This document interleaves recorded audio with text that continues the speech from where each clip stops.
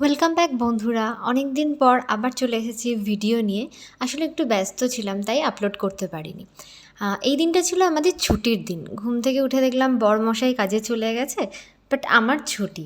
ছুটি আর ঘরে বসে থাকবো, দূর ভালো লাগছিল না। তাই আমি, রিমাদি আর মা তিনজনে মিলে বেরিয়ে গেছিলাম শপিং করতে। হ্যাঁ, এই বৃষ্টির দিনে। অ্যাকচুয়ালি দিনটা বৃষ্টির ছিল না, আগে বেশ সকালে রোদই উঠেছিল, কিন্তু যেই দেখলাম যে সেজেগুজে আমরা বেরোচ্ছি তখনই বৃষ্টিটা আসতে হলো। যাই হোক, বৃষ্টি সেজে তো কি, আমরা তাও বেরোবো। মোটামুটি বৃষ্টিতে ভিজে আমরা বেরিয়ে পড়লাম এসপ্ল্যানেডের পথে। স্টেশনেও চলে এলাম, এসেও দেখছি তখনও বেশ ভালোই বৃষ্টি পড়ছে। তবে একটা জিনিস ভালো ছিল, বৃষ্টির জন্য ট্রেনটা ফাঁকা ছিল। তো ট্রেনে বসে আরাম করে মজা করে গল্প করতে করতে পা দোলাতে দোলাতে চলে এলাম মেট্রো স্টেশনে।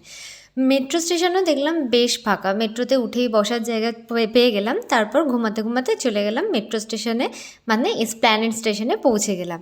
এখানে মেট্রো স্টেশন থেকে বেরোতে গিয়ে দেখলাম যে প্রচণ্ড ভিড়। বুঝলাম নিশ্চয়ই বাইরে এখনও বৃষ্টি পড়ছে, বাট বুঝতে পারিনি যে বাইরে বৃষ্টি না, মুষলধারে বৃষ্টি পড়ছে।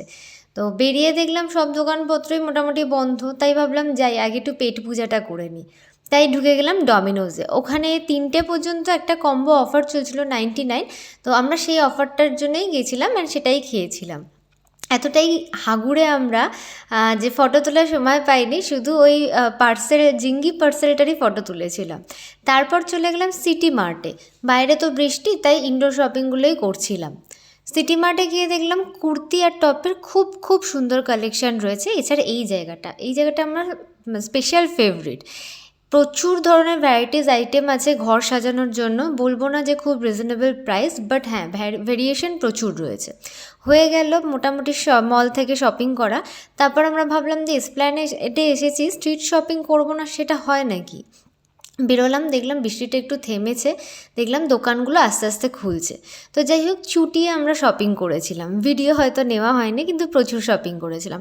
শপিং করে আবার আমাদের খিদে পেয়ে গেছিলো, তো আমরা আবার নানপুরি খেতে চলে এসেছিলাম। এবার খেয়ে দে সোজা বাড়ি, আর কোনো দিকে না তাকিয়ে, কারণ প্রচণ্ড টায়ার্ড হয়ে গেছিলাম। বাড়ি গিয়ে কোনো রকমে একটু রাতে খেয়ে ঘুমিয়ে পড়লাম।